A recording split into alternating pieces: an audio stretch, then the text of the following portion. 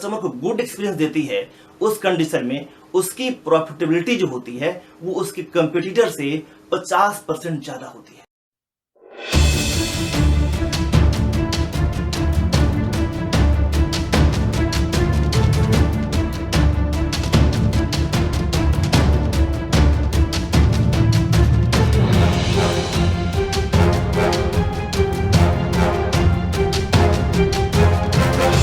मित्रों, बिजनेस छोटा हो या फिर बड़ा, आप प्रोडक्ट बेचते हो या सर्विसेज प्रोवाइड करते हो, सब में एक बात तो समान है कि जहां गुड कस्टमर एक्सपीरियंस आपके बिजनेस के ग्रोथ को नई ऊंचाई प्रदान करने में सहायक होता है, वहीं बैड कस्टमर एक्सपीरियंस आपके बिजनेस को गिराता है, आपके ग्राफ को नीचे ले जाता है और कभी कभी तो उसे बंद करने का कारण भी बन जाता है। तो मित्रों नमस्कार, मैं हूं अशोक झा, आपका दोस्त, बिजनेस मैनेजमेंट कंसल्टेंट, और आज के इस सेशन में बात करूंगा कि कस्टमर एक्सपीरियंस की इंपॉर्टेंस को समझते हुए जब कंपनियां कस्टमर सर्विस डिपार्टमेंट खोलती हैं, उसके बावजूद भी कस्टमर के गुड एक्सपीरियंस देने में कहां उनसे चूक हो जाती है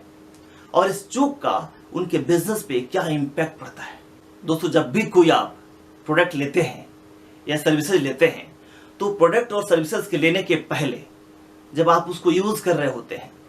उसको डिस्पोजल करते हैं, उस पूरे पीरियड में जब भी कोई आपको समस्या होती है, आप कस्टमर केयर में जाते हैं, उसके एग्जीक्यूटिव से बात करते हैं और जो सपोर्ट आपको मिलता है उसको हम लोग कहते हैं कस्टमर सर्विस। और कस्टमर सर्विस के दौरान जो कुछ आपके अनुभव होते हैं, खट्टे मीठे अनुभव, अच्छे बुरे अनुभव, उसको हम लोग कहते हैं कस्टमर एक्सपीरियंस।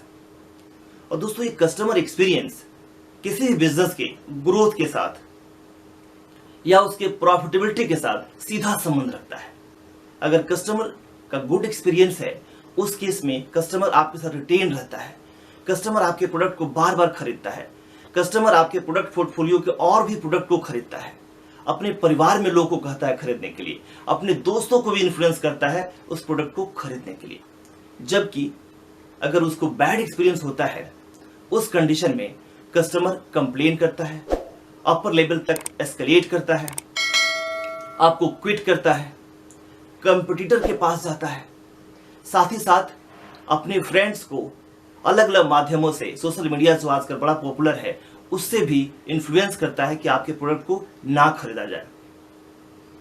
और यही कारण है कि एक सर्वे में बताया गया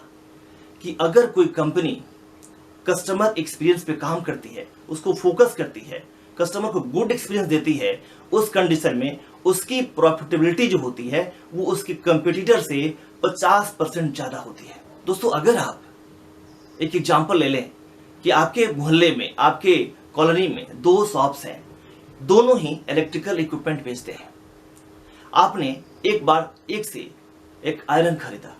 वो आयरन आपका ठीक से काम नहीं कर रहा है, आप उसके पास गए, वो थोड़ा सा ठीक करके भी दिया, फिर भी दोबारा काम नहीं कर रहा है, आप उसके पास गए और आपने कहा कि मुझे इसका रिफंड चाहिए।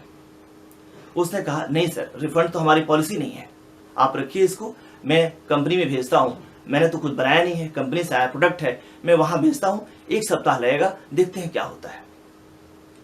और दूसरी तरफ आप दूसरी बार दूसरे दुकानदार से सेम प्रोडक्ट खरीदते हैं और सेम तरह की परिस्थिति को आप झेलते हैं, लेकिन जब उसके यहाँ जाते हैं तो कहता है सर आइए बैठिए, पानी लीजिए सर, चाय पीजिए सर, सर मैं हूं ना आपके लिए, कोई बात नहीं, मैं कंपनी में भेजता हूं, इसको ठीक करके आ जाएगा। इन द मीन टाइम दूसरा आप आयरन ले जाइए, अपना काम करिए, अगर नहीं आता है तो रिप्लेस कराऊंगा सर, आप टेंशन मत लीजिए, मैं आपके साथ खड़ा हूं। आप बताइए किसके पास आप जाएंगे, किस शॉपकीपर को आप अपने दोस्तों के लिए रिकमेंड करेंगे? जाहिर सी बात है जहां आपका एक्सपीरियंस अच्छा है। दोस्तों, हम सब जानते हैं कि कस्टमर को, नए कस्टमर को एक्वायर करना और कस्टमर को रिटेन करना, अगर आप रिटेन करते हैं और एक्वायर करते हैं तो एक्वायर करने में करीब करीब 60% ज्यादा कॉस्ट लगता है रिटेन करने से। और यही कारण है कि सारी कंपनियां कस्टमर केयर डिपार्टमेंट रखती हैं, कस्टमर केयर एग्जीक्यूटिव रहती हैं, 24/7 काम करती हैं। लेकिन सवाल उठता है कि आखिर ये क्या कारण है कि सब कुछ होने के बावजूद कहां पे उनसे चूक हो जाती है कि उनका कस्टमर उनको क्विट करता है और बाहर चला जाता है, दूसरे कंपटीटर के पास चला जाता है। दोस्तों आज के सेशन में जैसे हमने बात किया था कि कुछ बात करेंगे उन बिंदुओं की जहां पे कस्टमर केयर होने के बावजूद भी कंपनियां कस्टमर को गुड एक्सपीरियंस देने में चूक जाती हैं।